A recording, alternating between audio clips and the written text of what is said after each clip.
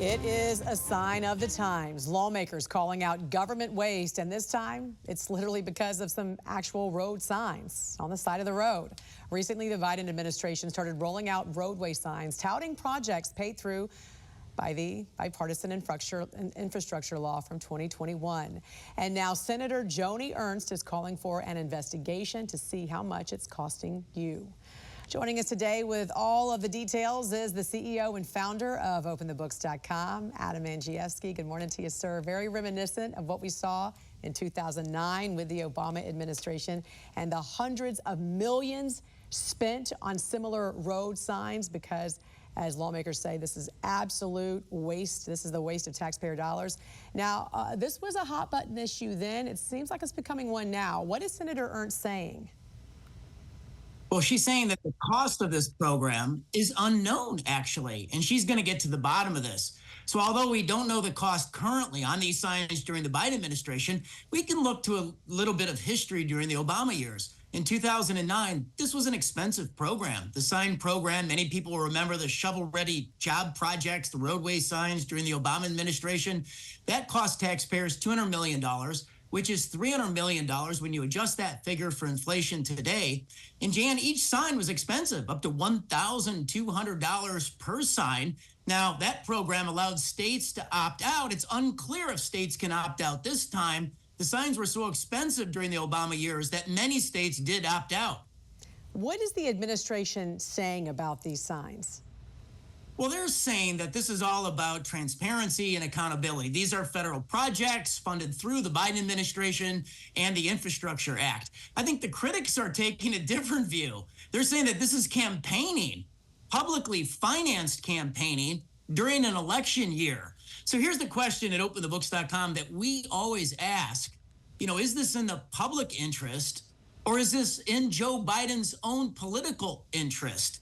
And I think that's the salient question out there for taxpayers today. I mean, if you were going to have true transparency, what you would do is you'd put the cost of the project on the sign. You would put any concessions to unions that drive up the cost of the project on the sign.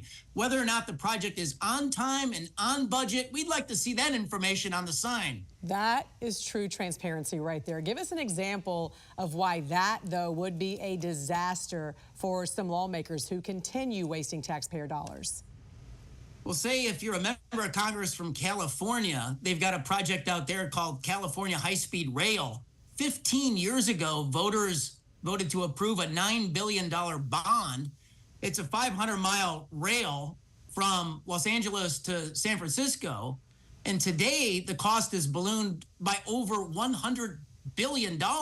So that's the first sign project I'd like to see. And as you know, I'm a critic of earmarks, pork barrel spending authorized by a member of Congress to bring the dollars back to their district. I'd like to see a sign in front of the Irish Heritage Museum, a $3 million earmark from Republican Susan Collins in Portland, Maine. I'd like to see a sign by Kwasi and Fumai, $2 million that was brought back to build a building for the Great Blacks in Wax Museum in Baltimore, $1.2 million for a building by AOC, Alexandria Ocasio-Cortez, to build a building for the Muslim International Women's Empowerment Project. Every single one of those earmarks needs a sign. Yeah, and just how promotional should government be? These are not just signs saying that this road or the street was paved or made as a result of a bipartisan infrastructure bill. It actually has President Joe Biden's infrastructure bill. What are your thoughts on this?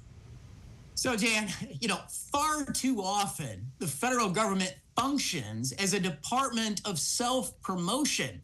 Where Biden and the administration will say that these signs are all about communication and transparency. No, it's about them. And don't forget, every dollar they spend on these signs is borrowed against our future, our children, our grandchildren, against the national debt.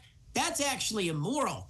And so today you've got these signs and we don't know the cost of the program, but when you see one, you should recognize that they're expensive and you're likely paying, it's your money, your taxpayer money, and you're likely paying up to $1,200 for every single one of those signs. So maybe, if states can opt out, like last time, Democratic-led states like Virginia, like New York, joined Republican states like Texas, in Georgia to opt out of that program. Maybe in these hyper-partisan times, this is the one thing that we can both agree on. Let's cut the sign spending. CEO and founder of OpenTheBooks.com, Adam Andrzejewski. Always great to see you on a Friday. Thanks for joining us. Thank you, Jan.